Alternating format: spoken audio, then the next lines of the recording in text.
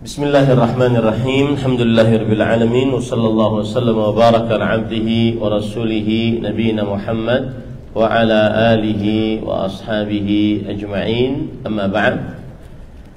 Ahibati fillah, afanillah wa iyyakum. Kita lanjutkan hak istri atas suami. Yang keempat yaitu mendapatkan pengajaran dan pendidikan agama dari suami. Ini agak kurang yang tertulis, mendapatkan pengajaran pendidikan agama dari suami. Ya. Dalilnya adalah surah At-Tahrim ayat 6. Allah Subhanahu wa taala berfirman, "Ya ayyuhalladzina amanu qu anfusakum wa ahlikum nara." Wahai orang yang beriman, jagalah diri kalian dan keluarga kalian dari api neraka. Tafsiran dari ayat ini, Ali bin Abi Thalib radhiyallahu anhu, menantu Rasul sallallahu alaihi wasallam, ahli ilmu di zaman Rasul sallallahu alaihi wasallam, beliau mengatakan bahwa allimu anfusakum wa ahlikumul khaira wa addibuhum. Ajari diri kalian, istri kalian kebaikan dan ajari adab-adab kepada mereka. Ya. Imam Qatadah bin Da'amah As-Sadusi rahimahullah berkata, an ya'murahum bi ta'atillah wa yanhahum an ma'siyatih. Yaitu hendaknya suami memerintahkan istri dan anak-anaknya untuk taat kepada Allah dan mencegah istri dan anak-anaknya untuk bermaksiat kepada Allah Subhanahu wa taala. Nah, Imam atau ahli tafsir Al-Alusi, ya, di dalam kitab Ruhul Ma'ani mengatakan, wastudilla biha ala annahu yajibu ala rajul ta'allumu ma yajibu minal fara'id wa ta'limuhu lihaula. Berdasarkan ayat ini, wajib bagi seorang suami untuk belajar apa yang wajib baginya. Ini saya sering katakan, belajar ilmu agama bagi yang bukan memproyeksikan dirinya untuk sebagai ahli ilmu, penuntut ilmu, nanti dia berdakwah menjadi ahli fatwa di masyarakat, kemudian tokoh agama di masyarakat. Maka caranya, kalau dia hanya sebatas ingin mempelajari ilmu agama, menjadi hamba Allah yang baik, beragama di atas di atas ilmu agama, maka caranya adalah dia mempelajari rukun Islam, rukun iman dengan detil dan berdalil, sistematis. Itu saya nasihatkan. Yang sudah lama-lama ngaji, ya, mungkin belum dapat halaqah yang ustadz yang mengajari rukun Islam, rukun iman dari awal, panggil lulusan S1 Madinah, S1 Libya, S1 STDI, panggil, ajari kita ke rumah, kita dan istri-istri kita, atau kita dan istri dan anak-anak kita. Ya, ajari mereka rukun Islam, rukun iman.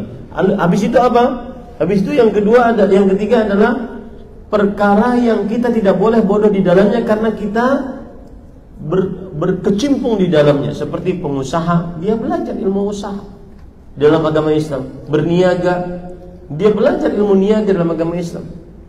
Berjual beli, dia belajar ilmu jual beli dalam agama Islam.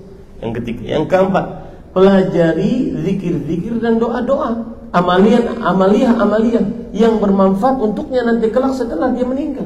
Empat itu saja cukup. Insya Allah ilmunya akan menjadi ilmu yang mumpuni. Ya, tidak usah yang aneh-aneh. Kalau seandainya ada ustadz yang ngajak untuk membaca kitab yang lebih luas, nah itu nanti setelah melaksanakan 4 ini. Nah, itu para ikhwan yang dirahmati oleh Allah. Maka wajib bagi seorang suami untuk belajar apa yang wajib baginya dan mengajarkan kepada istri dan anak-anaknya. Ya, kepada istri dan anak-anaknya. Ustaz, di dalam ayat tadi, qu anfusakum wa ahlikum, jagalah diri kalian dan keluarga kalian, yaitu istri. Ini anak di mana Ustaz? Maka para ulama mengatakan, wa adkhala ba'dhumul aulad fil anfus. Anak masuk ke dalam diri karena anak adalah bagian dari kita. Ini hati-hati nih.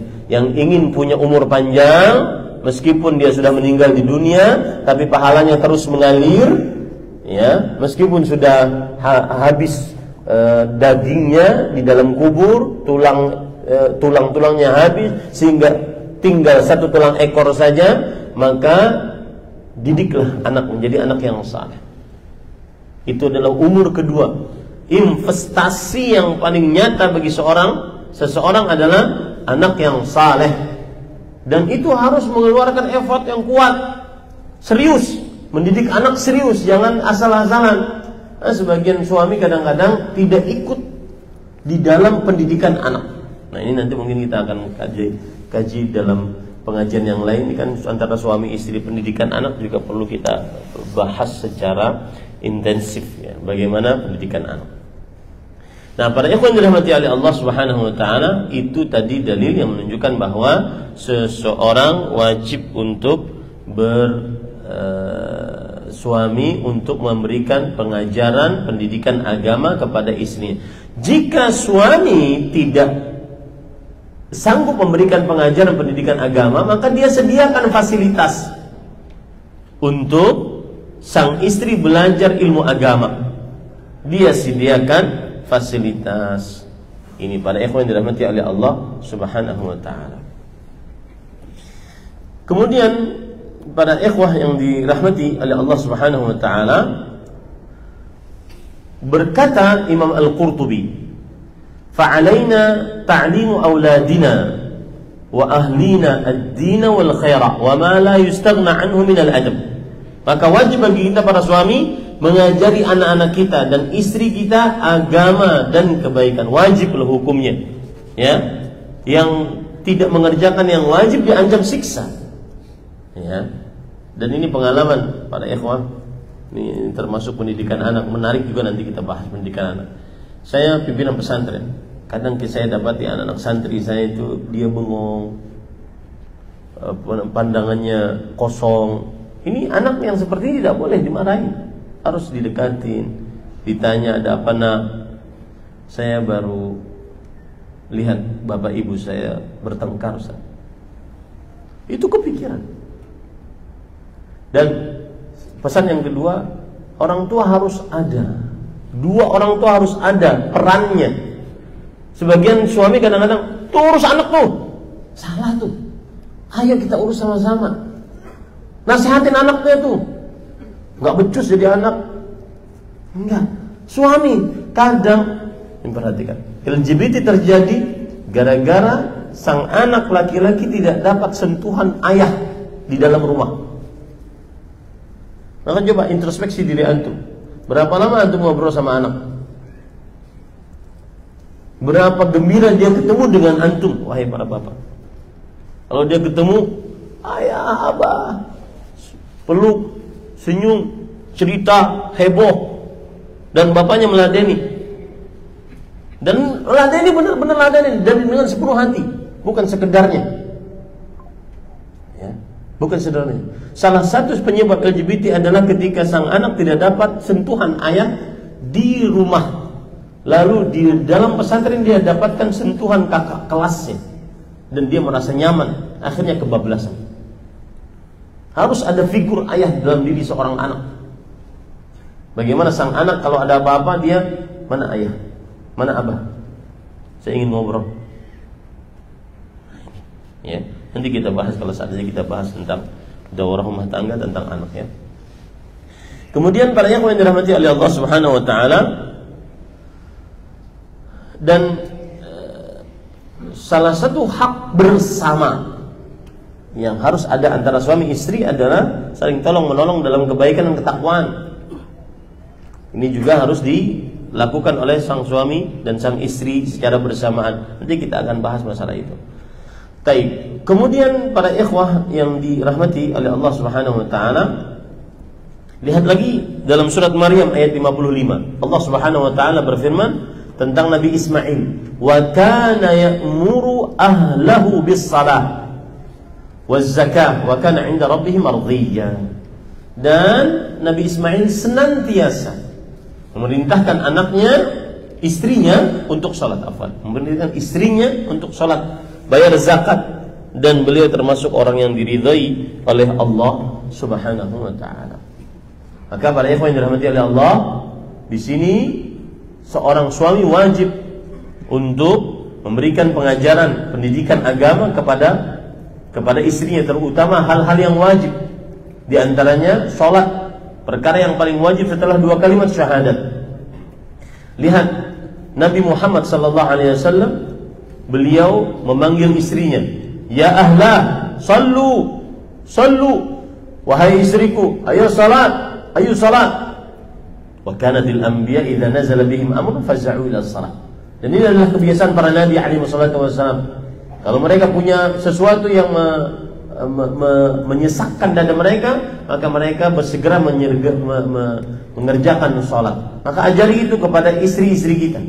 Ya, para ikhwan dirahmati oleh Allah Subhanahu wa taala.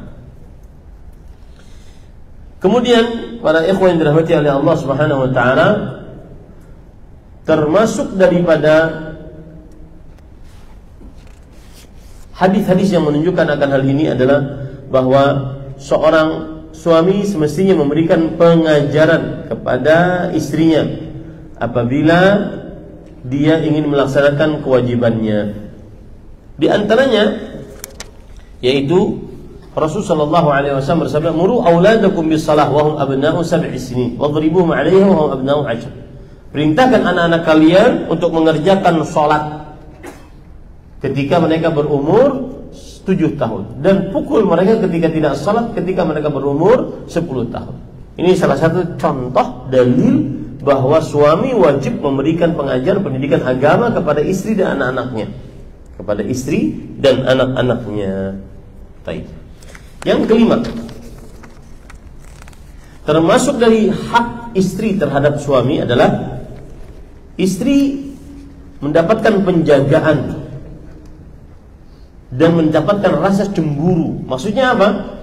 Sang suami menjaga aurat sang istri, menjaga kehormatan sang istri, menjaga kemaluan, menjaga aurat sang istri agar tidak terbuka. Ini hak seorang istri yang wajib ditunaikan oleh suaminya. Di antara yang menunjukkan akan hal ini, para ikhwan yang dirahmati oleh Allah Subhanahu wa taala, adalah bahwa jangan sampai sang suami membiarkan ada orang ketiga yang merusak hubungan antara suami istri. Ya. Di antaranya, sang suami membiarkan istrinya berduaan dengan laki-laki lain. Nah, ini termasuk hal yang buruk. Termasuk di dalamnya adalah ipar. Rasul sallallahu alaihi wasallam bersabda, "Man khabbaba man afsada imra'atan ala zawjiha falaysa minna." Siapa yang merusak istri hubungannya dengan suaminya, maka bukan dari kami. Dan ini dosa besar. Sang suami yang membiarkan istrinya berhubungan dengan laki-laki yang bukan mahramnya, akhirnya sang istri ada rasa cinta, rasa sayang, rasa senang kepada laki-laki lain.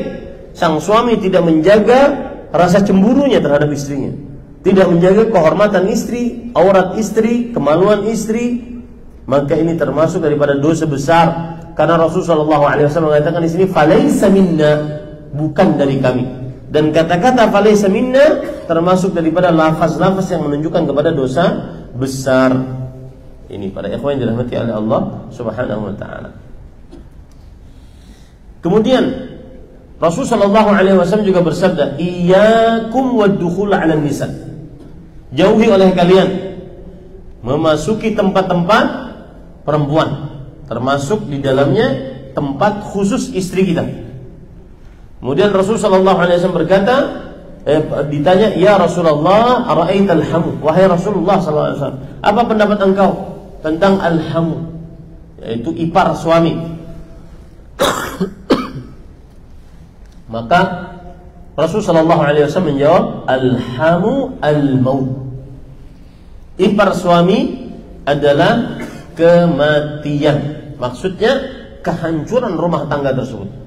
Jangan bermudah-mudah istri kita berhubungan dengan kakak kita, adik kita, bahkan mohon maaf, bahkan bapak kita. Bahkan bapak kita. Ya, berdua-duaan, bersafar berdua. Karena alhamu adalah aqaribuz zauj. Karena yang namanya alhamu adalah kerabat suami. Termasuk di dalamnya adalah bapaknya. Tetapi yang memang yang paling ditekankan adalah ikhwatuz zauj, yaitu saudara-saudara laki suami, baik sekandung sebapa seibu. Ya, ini para ikhwah yang dirahmati oleh Allah Subhanahu wa taala. Dan para ikhwah, ini sedikit tentang perceraian. Perceraian itu adalah salah satu target operasi iblis. Iblis tidak akan berhenti mengganggu seseorang kecuali ketika dia sudah bercerai dengan istrinya. Target operasi iblis adalah menceraikan hubungan suami istri. Kenapa? Karena ketika cerai terjadi perzinahan. Dan itu yang diinginkan oleh iblis. Coba perhatikan dalam hadis Jabir radhiyallahu an, Nabi Muhammad sallallahu alaihi wasallam bersabda, "Inna iblisa yadha 'arsyahu 'alal ma'." Iblis meletakkan singgasananya di atas air. Tsumma yab'atsu saraya. Lalu iblis mengutus pasukan-pasukannya. Fa adnahum minhu manzilatan a'dhamuhum fitnah. Orang yang paling dekat kedudukannya dengan iblis, paling dipercaya oleh iblis adalah orang yang paling besar godaannya bagi manusia. Yaji'u ahadu, salah seorang pasukannya datang kepada iblis. Fayaqul fa'altu kadza wa kadza. Ia mengatakan, aku telah melakukan seperti ini, seperti ini. Aku telah menggoda mereka. Seperti ini godaanku. Fayaqul ma sana'ta syai'an. Kata iblis, enggak. Pergi lagi, ganggu. Engkau tidak melakukan apapun. Thumma yaji'u ahadum fayaqul ma taraktu hatta farraqtu bainahu wa baina imra'ati. Lalu datang orang, pasukannya mengatakan, tidaklah aku tinggalkan si fulan sampai aku pisahkan dia dengan istrinya. Kata iblis, ni'ma anta fayaltazimu. Engkau adalah pasukanku terbaik. Lalu dia peluk. Hadis riwayat Muslim. Ini menunjukkan bahwa target operasi iblis adalah merusak hubungan suami istri. Ya, maka hati-hati para ikhwan yang dirahmati oleh Allah. Dan salah satunya tadi, hak istri adalah dijaga kehormatannya, mendapatkan rasa cemburu dari suaminya. Dan ini para ikhwan yang dirahmati oleh Allah Subhanahu wa taala terjadi pada zaman Rasul sallallahu alaihi wasallam. Sa'ad bin Ubadah radhiyallahu anhu, beliau memiliki istri, lalu beliau cerai. Kemudian beliau menikah lagi dengan yang lain, cerai lagi, menikah lagi dengan yang lain, cerai lagi. Dan beliau mengatakan, "Lau ra'aitu imra'ati, lau ra'aitu rajulan ma'amrati la darabtu bis-sayf ghairu musfih." Kalau aku melihat seorang lelaki bersama istriku, aku akan tebas leher lelaki tersebut dengan pedang yang bukan bagian tajamnya. Sakitan mana? Dua-duanya sakit, yang satu mati, yang satu ya. Maka para ikhwan yang dirahmati oleh Allah, Sa'ad bin Ubadah ini seorang suami yang pencemburu. Bahkan ketika saya katakan tadi, dia menikah lalu dia cerai, nikah dia cerai. Ini yang dicerai-cerai janda-janda dia tidak boleh menikah dengan yang lain. Dia nafkahi semua itu, janda-jandanya. Kenapa? Karena dia cemburu kalau seandainya janda yang pernah dia nikahi, si janda ini, istri mantan dia ini, yang pernah dia digauli oleh laki-laki lain. Saking pencemburunya.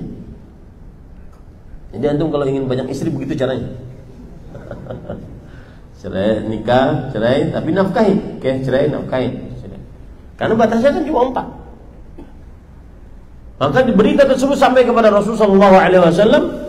Kemudian Rasulullah SAW bersabda, "Ata'jabuna min ghairati Sa'd?" Apakah kalian heran dengan rasa cemburunya Sa'd bin Ubadah kepada istrinya, agar tidak terlihat orang, tidak terlihat auratnya, terjaga kemaluannya, terjaga kehormatannya, terjaga wajahnya. Ya. Maka para ikhwan yang dirahmati oleh Allah Subhanahu wa taala, wallahi inni la aghyaru min Sa'd. Demi Allah, aku lebih cemburu daripada Sa'd. Wallahu aghyaru minni, dan Allah lebih cemburu daripada aku. Wa min ajli ghairatihi, oleh karena rasa cemburu Allah Subhanahu wa taala lah akhirnya diharamkan perbuatan zina yang nampak ataupun yang tersembunyi. Maka jaga pada ikhwan, jaga kehormatan istri, jaga aurat istri, jaga kemaluan istri, jaga perhiasan istri jangan sampai terlihat oleh laki-laki yang bukan mahramnya. Jaga bau wangi tubuh istri kita, jangan sampai tercium oleh laki-laki yang bukan mahramnya. Ini para ikhwah yang dirahmati oleh Allah Subhanahu wa taala. Baik. Kemudian selanjutnya adalah tidak mengkhianati dan memata-matainya. Ini termasuk daripada hak istri. Ya, dan termasuk di dalamnya adalah tidak mencari-cari kesalahan istri, di antaranya melalui HP-nya. Handphone itu adalah milik pribadi sang istri. Tidak berhak suami untuk menilik-niliknya, melihat-lihatnya, kecuali dengan izin sang istri. Dan ini saya pesan pada ikhwan untuk diri saya pribadi sebelum Bapak Ibu, Bapak-bapak, saudara-saudara sekalian. Kita kadang dengan orang lain sangat sopan. Pak, mohon maaf, mohon diangkat Pak HP-nya. Silakan angkat ya. Oh, saya nggak berani Pak, itu bukan punya saya. Kenapa terhadap istri kita tidak seperti itu? Apakah karena keseringan kita bertemu akhirnya hilang rasa? Seperti pepatah Arab mengatakan, kathratul mithas tudhibul ihsas. Saking seringnya bersentuhan akhirnya hilang rasa? Enggak. Dia manusia, wajib untuk dihormati privasinya. Sebagaimana Rasul sallallahu alaihi wasallam bersabda tentang darah seorang wanita, seorang muslim suci, harta seorang muslim suci, kehormatan seorang muslim suci. Inna amwalakum haramun alaikum ka hurmati yaumikum hadza. Inna a'radakum haramun alaikum ka hurmati yaumikum hadza. Sesungguhnya harta kalian suci sebagaimana sucinya hari kalian ini, yaitu tanggal 10 Dzulhijjah. Kemudian darah kalian suci sebagaimana sucinya hari kalian ini, yaitu tanggal 10 Dzulhijjah. Dan kehormatan kalian, harga diri, termasuk di dalamnya hal-hal yang dimiliki oleh sang istri. Ini tidak diperbolehkan seseorang untuk memata-matainya, kecuali jika ada hal yang mencurigakan. Ya, berubah sikap, tidak mau digauli dan seterusnya. Kemudian kalau telepon sembunyi-sembunyi, kita berhak untuk mengetahui kalau begitu apa yang disembunyikan dan seterusnya. Ini para ikhwan yang dirahmati oleh Allah Subhanahu wa ta'ala.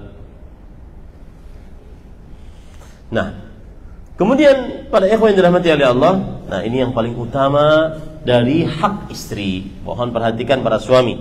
Yang ketujuh, muasyarah bil ma'ruf, menggaulinya atau berinteraksi dengan istri dengan cara yang baik.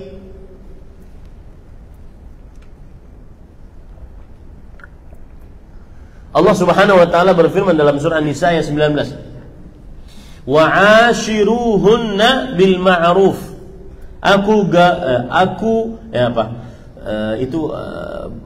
Kata kerja perintah. Wa'ashiruhunna, gaulilah oleh kalian wahai para suami istri-istri kalian dengan cara yang ma'ruf.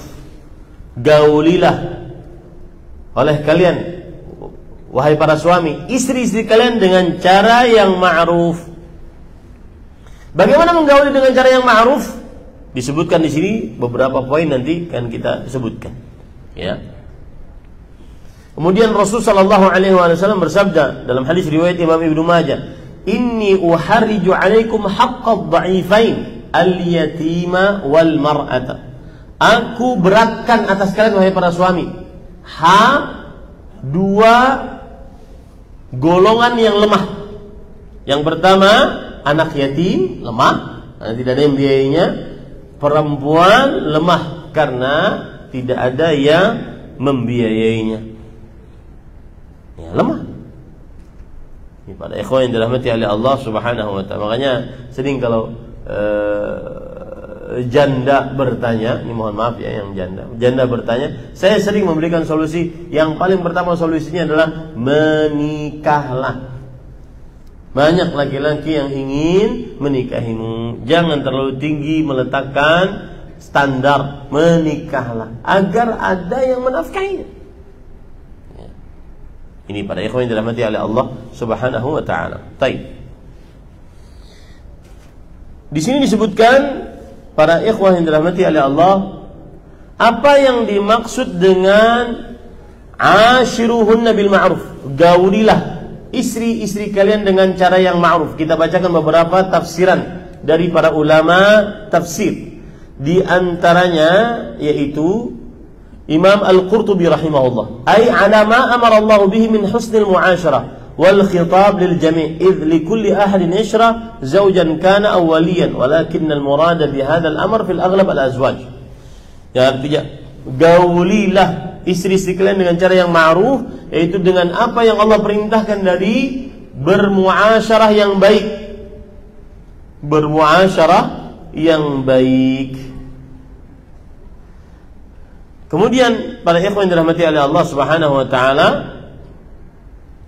di antara contohnya disebutkan oleh Imam Al-Qurtubi, yaitu tawfiyatu haqqiha minal mahri wan nafaqah. Ini saya sebutkan dulu ya, tafsiran dari para ulama. Menyempurnakan hak istri berupa mahar dan nafkah. Ini sudah kita bahas tadi. Wa alla ya'bisa fi wajhiha bighairi dzam. Dan tidak berwajah yang cemberut tanpa ada kesalahan istri. Ya, suka merengut, tidak suka senyum. Giliran di hadapan perempuan lain aja senyumnya manis-manis, luar biasa.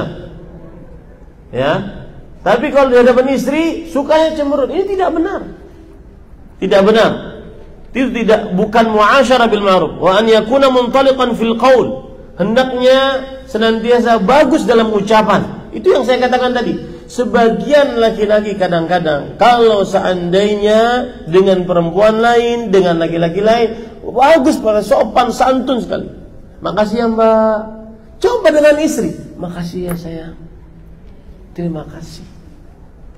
Ya, sebutkan di samping bumi, terima kasih, jazakillahu khairan, inni ruziqtu hubbaki, aku ditakdirkan untuk mencintaimu. Wah, kalau antum punya permasalahan, itu 99% selesai permasalahannya. Ya. Ini para ikhwan yang dirahmati oleh Allah Subhanahu wa taala. Dan para suami perhatikan baik-baik. Allah berfirman dalam Al-Qur'an, "Rabbana atina fid dunya hasanah wa fil akhirati hasanah wa qina adzabannar." Wahai Allah, berikanlah di dunia hasanah. Salah satu penafsiran para ahli tafsir, hasanah yang dimaksud di sini adalah zaujah salihah. Zaujah salihah hasanah min hasanatid dunya. Ya, istri yang salihah termasuk daripada kebaikan dari kebaikan dunia. Oleh sebab inilah saya sering manggil istri saya, "You are the goodness of the world." Kelepek-kelepek dah. Hasanah di dunia, itu perkataan para ulama, tafsiran para ulama. Rabbana atina fid dunya hasanah. Dia adalah Istri yang saleh adalah kebaikan dunia. Wa khairu mata'iha al-mar'atu salihah. Ad-dunya mata'. Dunia adalah perhiasan, dan sebaik-baik perhiasan dunia adalah istri yang saleh. Nah, ini para ikhwan yang dirahmati oleh Allah Subhanahu wa taala. Wa an yakuna muntaliqan fil qaul, la faddan wala ghalidhan wala mudhiran mailan ila ghairihi. Nah, ini perhatikan baik-baik. Seorang suami hendaknya dia memperhatikan ucapan saat dia berucap kepada istrinya, tidak kasar, tidak keras, dan tidak condong kepada selainnya. Maka sering kan di media sosial ada pertanyaan dari perempuan, kalau seandainya saya mati misalkan, saya sakit keras, kata sang istri ini, saya sakit keras dan kamu tidak bisa mengobati saya kecuali dengan mencium perempuan lain yang lebih cantik dari saya. Nah, bagaimana jawabannya? Yang ditunggu oleh istri adalah berarti ada perempuan yang lebih cantik dari dirinya. Itu tidak boleh, kamusnya nggak boleh itu di hadapan istri. Ya, tidak boleh. Engkau yang paling cantik sedunia. Hiyal alam kullah. Dia adalah alam semesta seluruhnya. Nah, ini sama. La mudhiran mailan ila ghairiha. Tidak boleh menampakkan condong kepada perempuan lain. Enggak boleh. Ini para ikhwah, itu adab di dalam ashiruhunna bil ma'ruf berdasarkan perkataan Imam Al-Qurtubi. Nah, saya berpikirnya bagaimana kalau seorang suami kadang-kadang selalu menjadikan topik poligami menjadi candaan terhadap istrinya. Awas loh, ini enggak enak saya poligami. Bikin masakan istrinya enggak enak saya poligami. Jadikan bercandaan. Itu menyakitkan istri, enggak boleh. Kalau antum mau langsung nikah sana. Enggak usah jadikan bercandaan. Ini biasanya yang jadikan bercandaan itu enggak jadi-jadi. Saya punya teman di Jakarta ini, belasan tahun saya temani dia, itu mendung aja, enggak pernah hujan. Ngomongannya poligami aja, enggak pernah hujan, enggak pernah jadi. Ya. Ini tidak boleh para ikhwan, menyakiti hati istri. Kalau memang benar, maka nikahlah. Nikahlah dengan baik, dengan mencukupkan rukun dan kewajibannya, sudah. Kan itu syariat Allah Subhanahu. Adapun itu dijadikan sebagai sebuah bercandaan, condong kepada ini, apalagi condong kepada janda si fulana, ini enggak boleh, menyakitkan istri. Dia yang memaksakan untukmu 3 kali sehari, dan setiap kali masak itu dia mikir ini menunya apa lagi. Chef bintang 5 kalah antum subhanallah. Ya, saya Ramadan kemarin ada kita menyewa chef untuk buka puasa.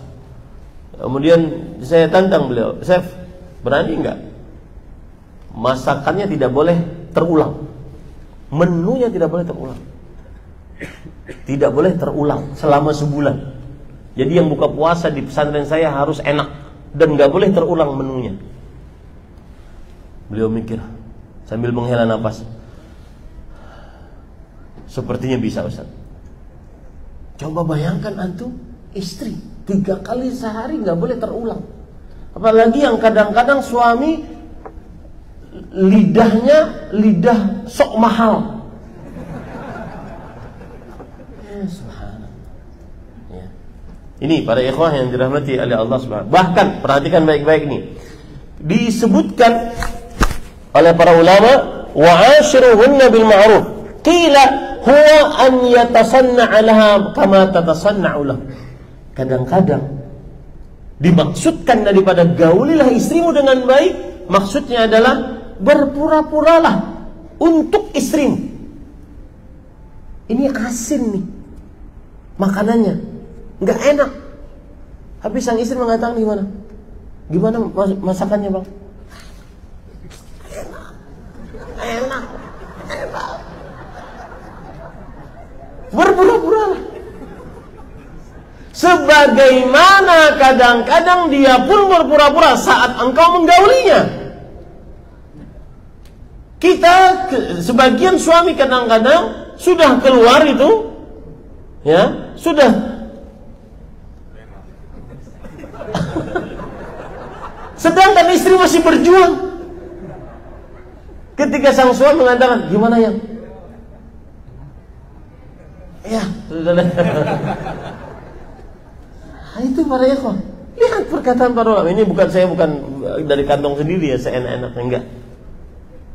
Imam Ibnu Katsir rahimahullah mengatakan, lihat tafsiran yang lain.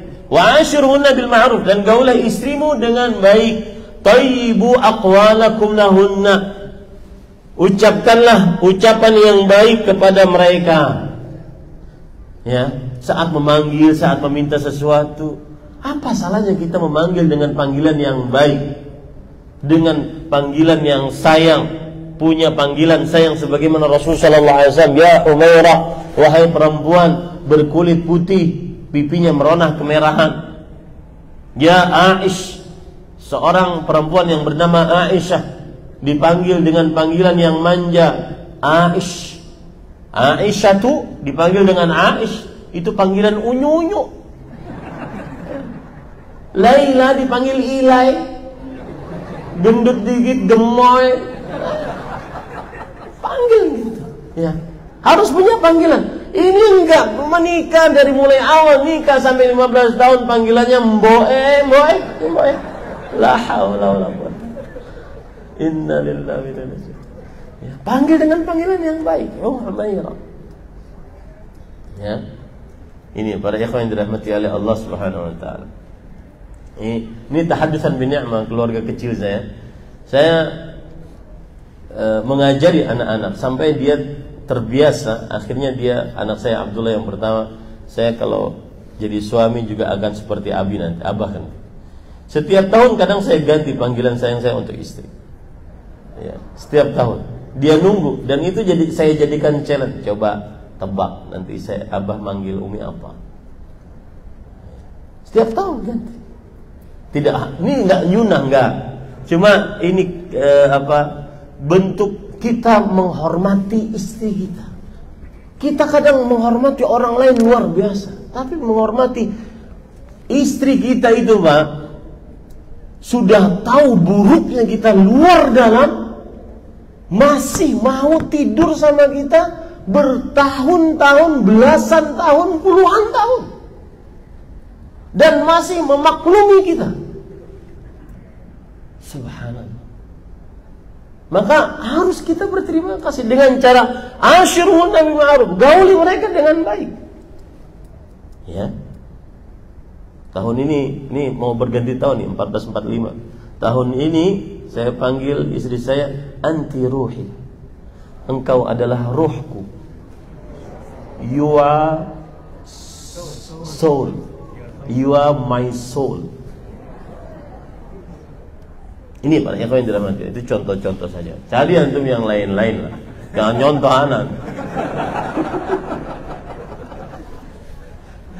Baik.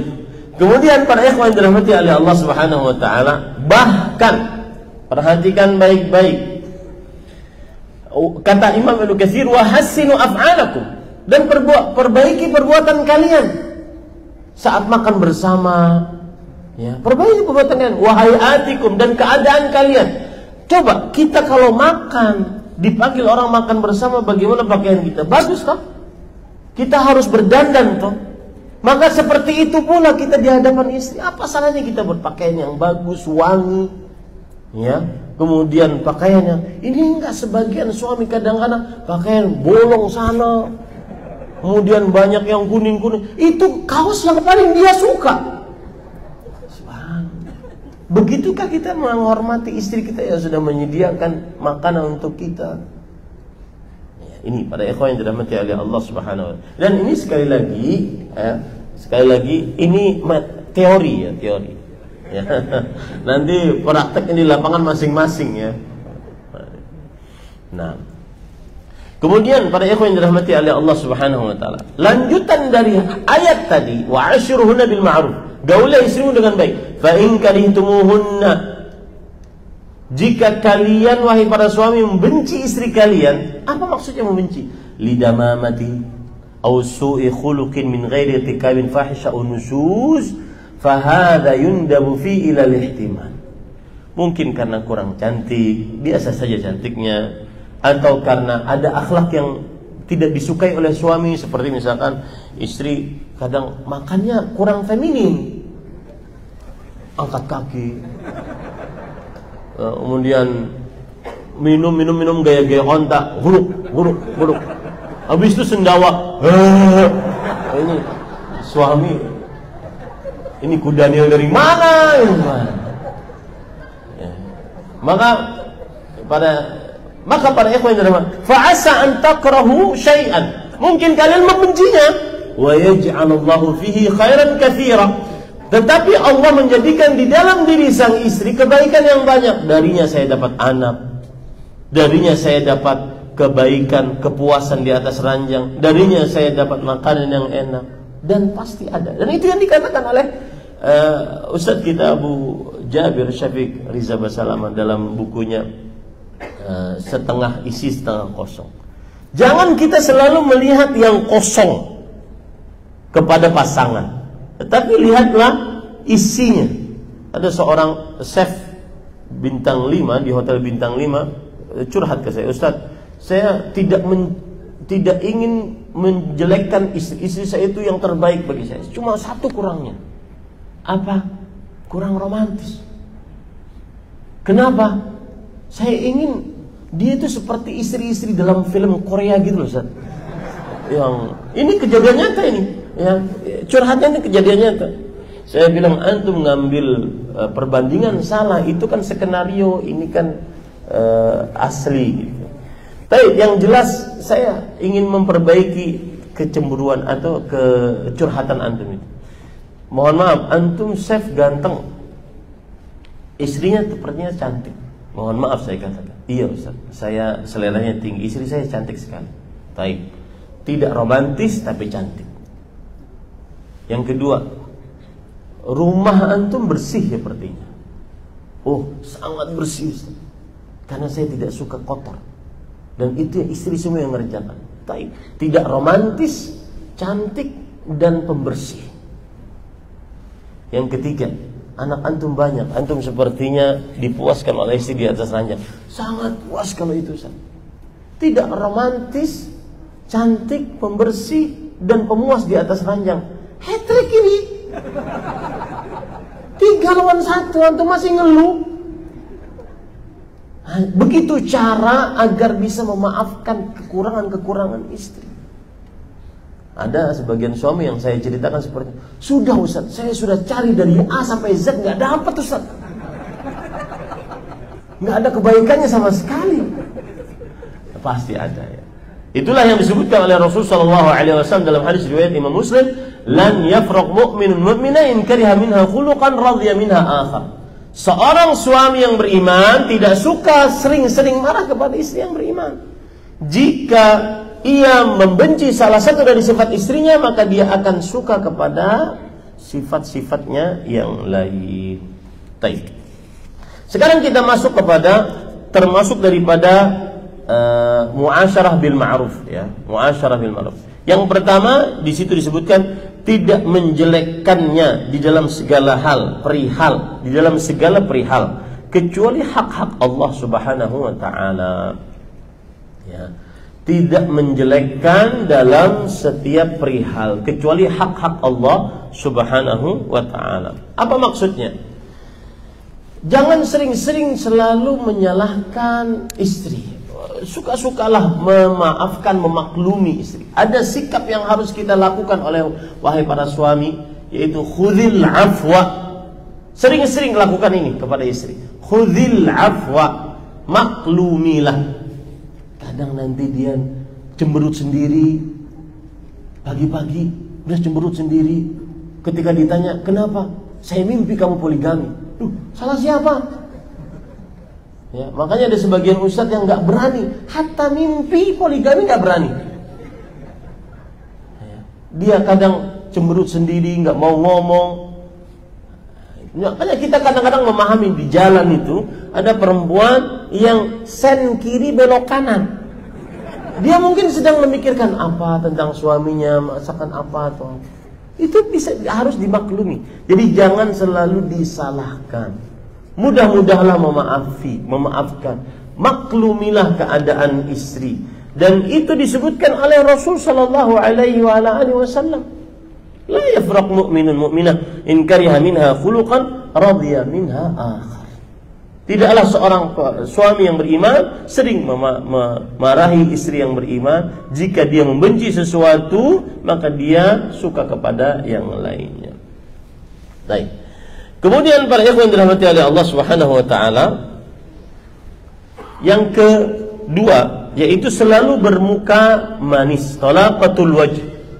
Antum ya di depan cermin, bagaimana senyum terindah yang antum miliki itu berikan kepada istri. Senyum terindah yang antum miliki berikan kepada istri. Kenapa? Karena itu termasuk daripada ma'ruf. La tahqiranna minal ma'rufi syai'an walau an talqa akhaka biwajhin talib. Yang artinya jangan sekali-kali engkau meremehkan sedikit pun dari kebaikan.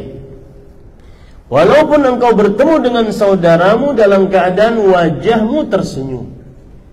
Dan kemudian bukan hanya wajah tersenyum, tetapi menghadap kepadanya. Di dalam hadis wa anta mumbasitun ilaika biwajhik. Engkau dengan wajahmu yang tersenyum tersebut menghadap kepadanya. Iya wahai istriku, ada apa? Senyum. Dengan senyum yang paling bagus yang sering engkau berikan kepada wanita-wanita di luar sana. Ya, saya pernah nanya ke Ustaz Abu Sulaiman Maududi hafizahullah ta'ala. Waktu itu kita di Mekah, saya, Ustaz Firanda, Ustaz Abu Sulaiman. Saya katakan, Ustaz, kenapa ya kita itu kalau melihat perempuan di luaran rumah itu seakan-akan terlihat cantik semua. Maka beliau menjawab dengan jawaban yang saya tidak dapat waktu itu, tidak kira waktu itu. Kata beliau, karena wanita-wanita yang antum lihat ini, antum tidak tahu dalamannya apa, sifat aslinya bagaimana. Dan itulah bisikan syaitan kepada manusia. Ya. Padahal yang ada di dalam rumah dialah yang terbaik. Tetapi karena kita keseringan berhubungan dengannya, akhirnya hilang rasa. Atau kita mengetahui sedikit dari keburukannya, akhirnya berkurang rasa takjub kita. Nah ini para ikhwan dirahmati Allah.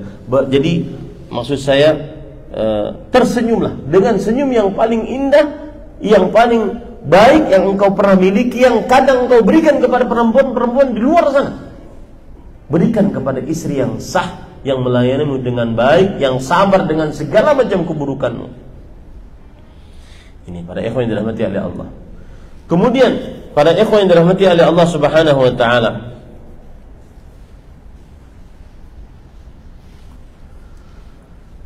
termasuk di dalamnya adalah berkata-kata yang baik kepada istri. Allah berfirman di dalam Al-Quran, wa qulu lin-nasi husna, surah Al-Baqarah ayat 83. Dan berkatalah kepada manusia dengan perkataan yang baik. Manusia yang paling utama kita ucapkan ucapan yang baik adalah istri kita.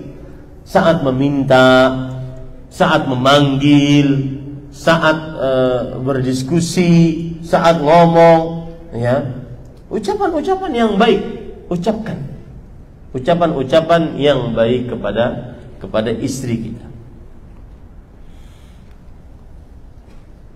Kemudian pada ikhwan yang dirahmati oleh Allah, selanjutnya mengambil saran dan mendengarkan perkataannya. Ini termasuk daripada muasyarah bil ma'ruf, yaitu sebagian suami kadang-kadang kalau seandainya berhadapan dengan istrinya, maka dia mengatakan, kamu diam, saya yang berhak ngomong di sini. Salah itu. Itu tidak boleh seperti itu antara suami istri. Sang istri berhak untuk tubdi ra'yaha, dia menampakkan sarannya. Dan mungkin saran perempuan banyak yang bagus, seperti yang terjadi pada Rasulullah sallallahu alaihi wasallam yang dilakukan kepada Ummu Salamah. Ummu Salamah memberikan saran yang bagus ketika Rasul sallallahu alaihi wasallam tidak jadi berumrah, kemudian para sahabat Nabi enggan untuk bertahallul karena ini sudah lama meninggalkan kota Mekah, kemudian datang tidak boleh kita masuk ke dalam kota Mekah, padahal kita ingin berumrah, tidak ingin berperang, apa salah kita, dan seterusnya. Akhirnya Rasulullah SAW mengadakan perjanjian Hudaybiyah, kemudian pulang dan beliau bertahallul. Para sahabat enggan.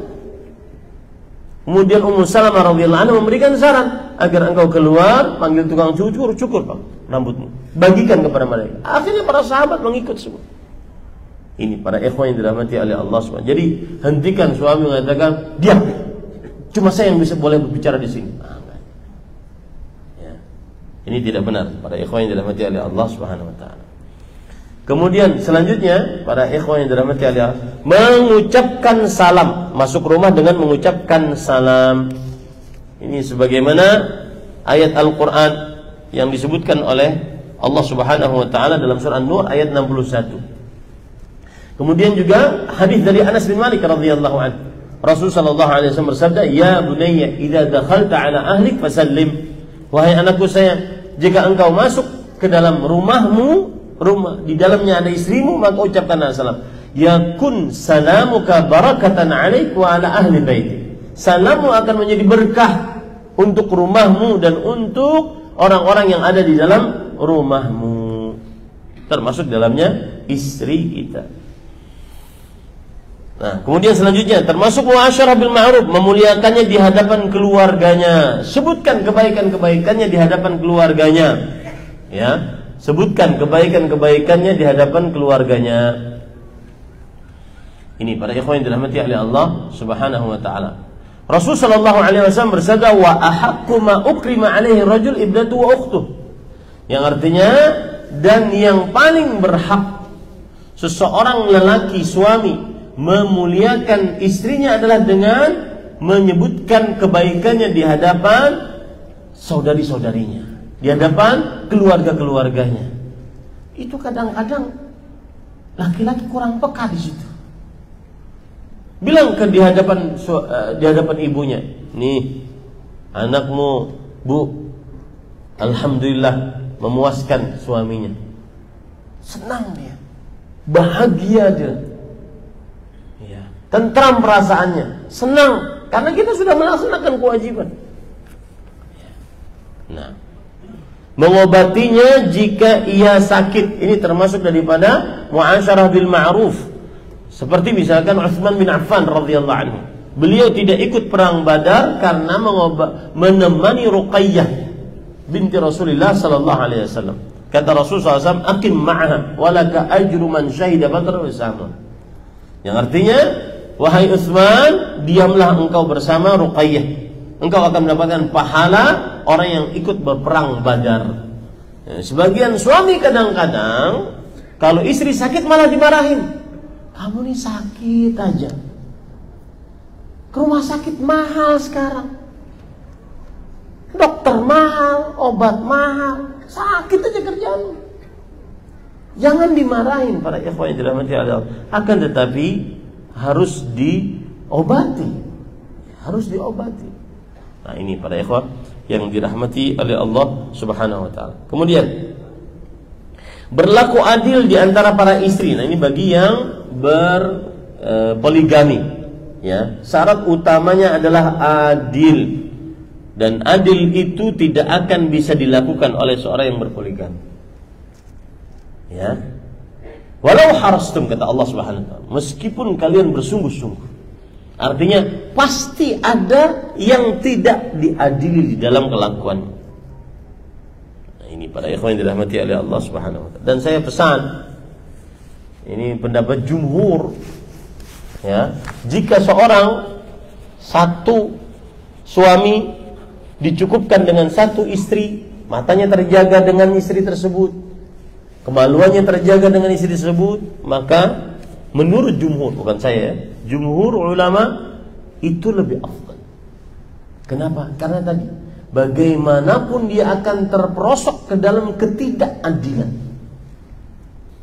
ya, bagaimana. Kemudian saya pernah bahas tentang masalah qanaah. Qanaah itu puas dengan pemberian Allah. Unsurnya 3. Ar-ridha bima 'ata Allah walau duna kifayah. Rela dengan pemberian Allah walaupun kurang dari cukup. Kemudian yang kedua, tarkut tasyawuf lil mafqud, tidak mencari yang tidak ada. Yang ketiga, al-istirna bil mawjud, mencukupkan dengan yang ada. Kemudian saya baca waktu itu karena ingin mengisi kajian tentang qanaah, salah satu potret qanaah adalah beristri satu.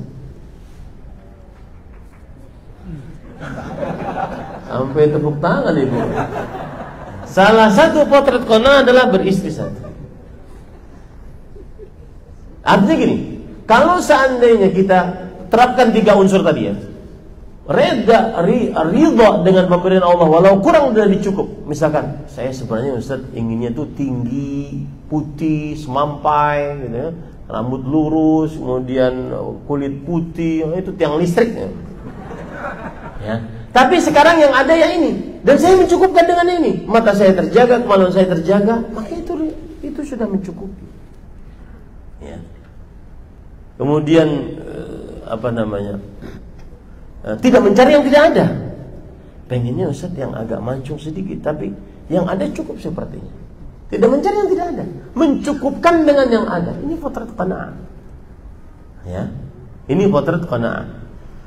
Akan tetapi para ikhwan yang dirahmati oleh Allah, jika dia ingin berpoligami, maka itu syariat Allah Subhanahu wa taala. Itu adalah syariat Allah Subhanahu wa taala. Demikian. Jadi harus adil ya. Dan Allah berfirman dalam surah An-Nisa ayat 129, "Walan tastati'u." Lan di situ huruf peniadaan untuk kesempurnaan, tidak akan pernah sama sekali. Anta adilu, kamu berbuat adil, walau harastum, meskipun kalian bersungguh-sungguh. Ya, anta adilu bainan nisa. Kenapa? Karena pasti ada yang ketidakadilan, pasti ada. Kemudian pada ikhwan yang dirahmati oleh Allah, yang selanjutnya adalah bersama-sama dengan mengurus rumah, dengannya mengurus rumah jika ada kesempatan untuk itu. Seperti hadis Aisyah radhiyallahu anha, karena Rasulullah SAW yakunu fi mihnati ahli. Adalah Rasulullah SAW kebiasaannya membantu istrinya di rumah. Fa idza hadaratis salat kharaja ila salat. Kalau datang adzan waktu salat, maka beliau pergi menuju salat. Sebagian suami kadang tidak tahu dan tidak mau tahu untuk ke dapur, tempat cuci pakaian. Itu ada suami yang tidak pernah masuk ke situ. Lama bertahun-tahun dia bangun rumah itu, tidak pernah masuk ke tempat cuci pakaian. Bantulah istri. Itu termasuk daripada muasyarah bil ma'ruf. Lihat lagi Aisyah berkata, "Kana basyaran minal basyar, yufli thawbah." Rasulullah SAW seperti manusia layaknya. Saya ada sedikit di sini. Seperti manusia layaknya. Seperti apa? Yufli thawbah. Beliau menjahit bajunya sendiri, wa yahlubu syata, dan beliau merah susu kambingnya sendiri, wa yakhdimu nafsah, dan berbuat untuk dirinya sendiri. Berbuat untuk dirinya sendiri. Begitulah manusia layak. Ini para ikhwah yang dirahmati oleh Allah Subhanahu wa taala. Nah, itu tadi adalah hak-hak istri atas suami. Ya. Baik, kita masuk sekarang hak-hak suami atas istri. Nah, ibu-ibu di sini harus sabar. Ya, dan saya pesan jangan sampai pembicaraannya begini. Misalkan nih, hak pertama apa? Mentaatinya dalam kebaikan, tapi Ustadz dianya selingkuh. Itu nasihat ini semua nanti ada berapa haknya? Ada 11 hak, tidak akan bermanfaat selalu seperti itu. Dan ini penyakit sering saya dapati kalau sedang membicarakan hak suami. Ya, misalkan lagi istri harus taat kepada suami, tapi Ustadz dianya bakhil. Nah, ini nggak masuk nanti. Pokoknya terima saja. Iya, istri wajib taat. Masalah suami bakhil itu nanti. Tugas ibu-ibu sekarang mendengarkan dengan seksama, jadikan sebagai ilmu, kemudian berusaha mengamalkan. Jangan di-compare. Karena kalau di-compare nggak akan masuk jadi ilmu.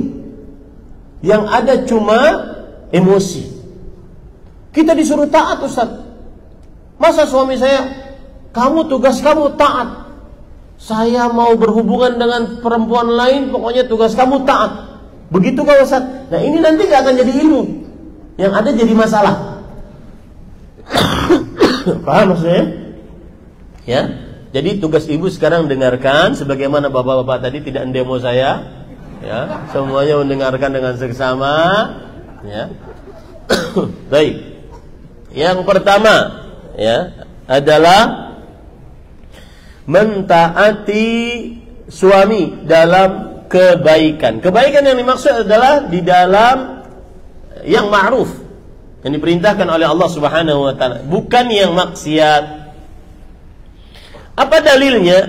Para ikhwah yang dirahmati oleh Allah Subhanahu wa taala, Allah berfirman di dalam Al-Qur'an, "Ar-rijalu qawwamuna 'alan nisa bima faddala Allah ba'dahum 'ala ba'd wa bima anfaqu min amwalihim fas-salihat qanitat."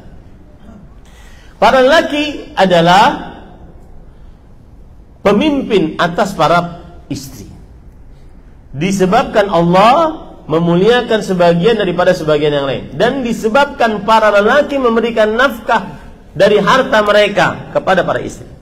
Maka wanita-wanita yang salihah adalah qanitat.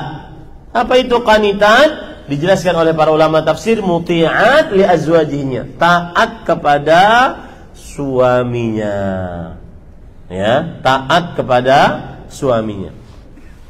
Kemudian juga berdasarkan hadis riwayat Imam Ahmad dari Abu Hurairah radhiyallahu an, Rasul sallallahu alaihi wasallam pernah ditanya, ayyun nisa'i khair, istri mana yang paling baik? Rasul sallallahu alaihi wasallam menjawab, allati tasurruhu idza nadhar, yang membahagiakan suami jika sang suami melihatnya. Wa tuti'uhu idza amar, dan yang mentaati suami jika sang suami memerintahkannya. Wala tukhalifuhu fi nafsihi wala malihi bima yakrah, dan tidak menyelisih suami baik dalam urusan harta atau menjaga diri dengan sesuatu yang dibenci oleh sang suami. Ini para ikhwah yang dirahmati oleh Allah Subhanahu wa taala. Taati suami dalam kebaikan. Selama memerintahkan kebaikan, taati suami, jangan sampai tidak mentaati. Lihat lagi hadis. Ini yang luar biasa juga. Hadis riwayat Imam Ibnu Majah, ya. Dari hadis yang diriwayatkan oleh Imam Ibnu Abi Syaibah dari Husain bin Muhsin. Bibinya bercerita, bibinya Husain, ataitu Rasulullah SAW fi ba'dil hajah, aku pernah bertemu dengan Rasulullah SAW karena ada sebuah keperluan. Kemudian Rasulullah SAW bertanya kepadaku, ihadi, wahai fulanah, adzati ba'lin, apakah engkau adzatu ba'lin, apakah engkau punya suami? Alat na'am. Kata sang bibi mengatakan, iya, saya sudah punya suami wahai Rasulullah. Kemudian Rasulullah SAW bertanya, kaifa anti lahu, lihat, bagaimana sikapmu terhadapnya? Bagaimana sikapmu terhadapnya? Ini ingat ibu-ibu, perhatikan sikap kita kepada suami kita, taat atau tidak. Itu prestasi ibu di rumah, ya. Usahakan bertahun-tahun nikah. Salah satu prestasi seorang perempuan ketika menjadi istri adalah bagaimana sikap kita kepada suami kita, taat atau tidak. Kemudian Rasulullah SAW bertanya lagi, perempuan itu menjawab, ma'alu illa ma'ajiz, wahai Rasulullah, aku sangat memperhatikan perintah-perintahnya, kecuali yang aku tidak sanggup lagi. Kemudian Rasulullah SAW menyebutkan perkara yang kedua, fanduri aina anti minhu, wahai istri, perhatikanlah bagaimana perasaan suamimu kepadamu. Rela tidak? Itu yang harus ada dalam benak seorang istri. Suami saya rela tidak, rela tidak, rela tidak. Selalu ada itu. Itu prestasi kedua dari seorang istri. Apakah perintah-perintahnya ditaati? Pernahkah dia tidak mentaati perintah suaminya? Ataukah dia, yang kedua adalah, apakah dia menjaga bagaimana perasaan suami terhadapnya? Bagaimana perasaan suami terhadapnya? Ini para ikhwan yang dirahmati oleh Allah Subhanahu wa ta'ala. Nah, kemudian perhatikan juga hak suami lebih tinggi daripada hak orang tua bagi perempuan yang sudah menikah.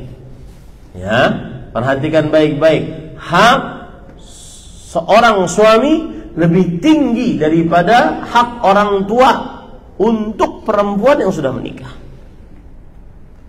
Apa dalilnya? Allah Subhanahu wa ta'ala berfirman di dalam Al-Quran tadi, ayat 34, "Fas-salihat qanitat hafizat bima hafizallah." Wanita-wanita yang saleh adalah wanita-wanita yang qanitat, muti'at, yaitu taat kepada suami. Kata Syekhul Islam Ibnu Taimiyah rahimahullah, catat baik-baik di perkataan beliau. Beliau mengatakan di dalam kitab Majmu'ul Fatawa, "Wa laisa 'alal mar'ah ba'da haqqillahi wa rasulih aujaba min haqqiz zauj." Tidak ada atas kewajiban atas seorang wanita setelah menunaikan hak Allah dan Rasulnya yang lebih wajib daripada menunaikan hak suaminya. Ini ada perempuan, dia tunaikan hak Allah dan hak Rasulnya. Tidak ada yang lebih wajib setelah menunaikan hak Allah dan Rasulnya kecuali hak suaminya. Ya. Syekhul Islam juga berkata, "Fal mar'ah 'inda zawjiha tushbihur raqiqa." Seorang istri saat bersama suaminya seperti budak. Ya. Wal asir, dan tawanan. Falaysa laha an takhruja min manzili illa bi'idnih. Tidak boleh seorang istri keluar dari rumah suaminya kecuali dengan izin suaminya. Sawa'un amaraha abuha wa ummuha au ummuha au ghaira abuwaiha bittifaqil a'immah. Baik yang memerintahkan itu bapaknya atau ibunya istri atau selain keduanya. Ini dengan kesepakatan para ulama. Ya. Ini enggak main perasaan di sini. Tetapi melihat dalil yang ada. Dalilnya qanitat, taat kepada suaminya. Para ikhwan yang dirahmati oleh Allah Subhanahu wa ta'ala. Ada hadis tapi lemah, tapi saya sebutkan. Kalau sahih ini sangat kuat. Aisyah radhiyallahu anha bertanya kepada Rasulullah SAW, "Ayyun nasi 'azzamu haqqan 'al-mar'ah?" Manusia manakah yang paling besar haknya yang wajib ditunaikan oleh seorang perempuan? Kata Rasulullah SAW, "Zaujuha," suaminya. Ya. Hak yang paling besar yang wajib ditunaikan oleh seorang istri adalah hak suaminya.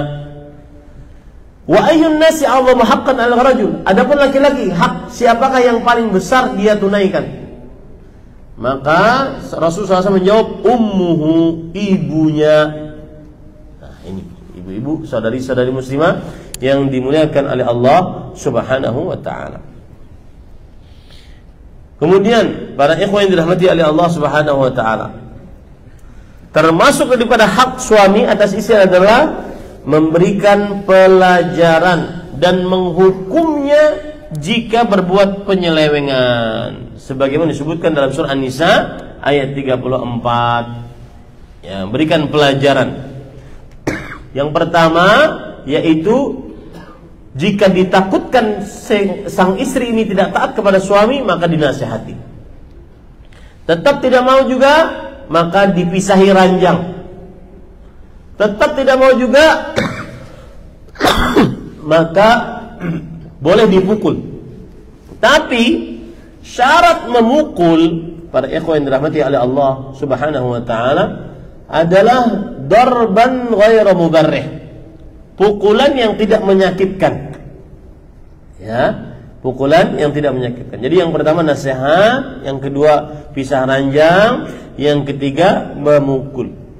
Nah, syarat memukul adalah dengan pukulan yang tidak menyakitkan. Kemudian syarat memukul juga adalah tidak boleh di wajah. Pukulan yang tidak menyakitkan itu bagaimana? Kata Abdullah bin Abbas, as-siwak wa nahwu. Seperti orang memukul pakai siwak, ya, kayu siwak, tahu kan? Ustaz, nggak sakit, Ustaz. Malah diketawain nanti. Nah, jawabannya bukan untuk menyakiti memang, tetapi itu peringatan yang sudah semi keras, ya, yang sudah semi keras. Kemudian para ikhwan yang dirahmati oleh Allah Subhanahu wa taala. Tetapi kalau ditanya mana yang lebih afdal, meninggalkan pukulan atau memukul, maka yang lebih afdal dengan kesepakatan para ulama adalah meninggalkan pukulan dan hanya dengan ancaman saja. Itu yang lebih afdal. Ya, itu yang lebih afdal.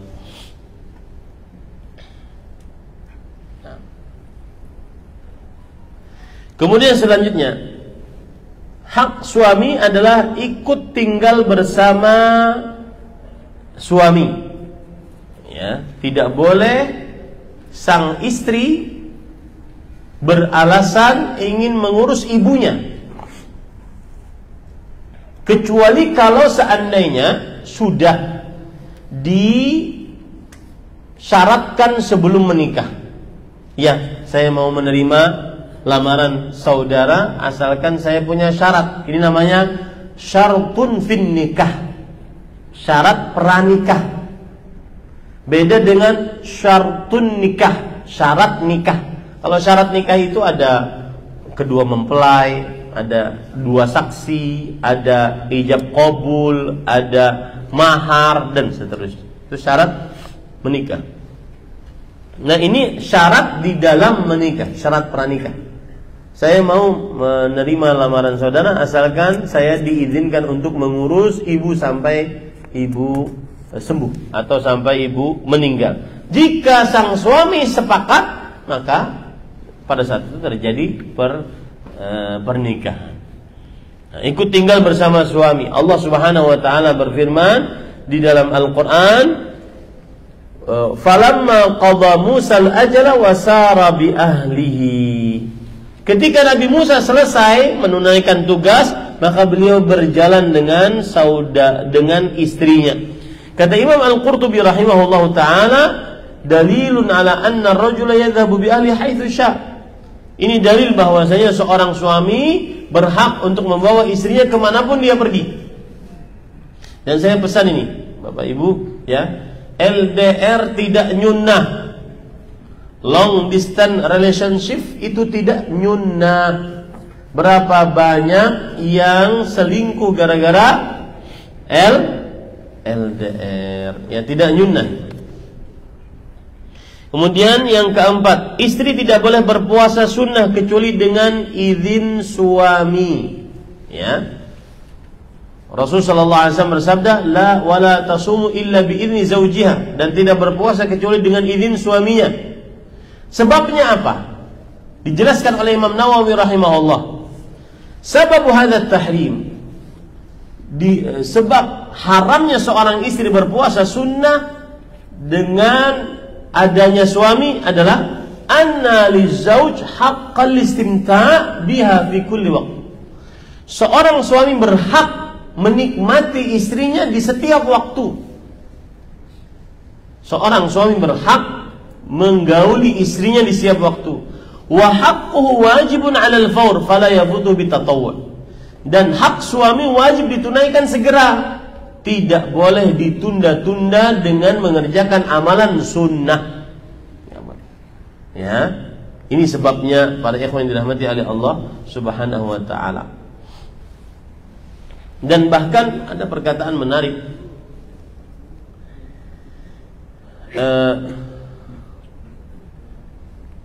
nanti ini akan saya bahas, saya nggak tahu nih mau kapan dibahasnya, tetapi ada 5 atau 6 perkara yang sama-sama suami istri harus menjaganya. Ini hak bersama namanya.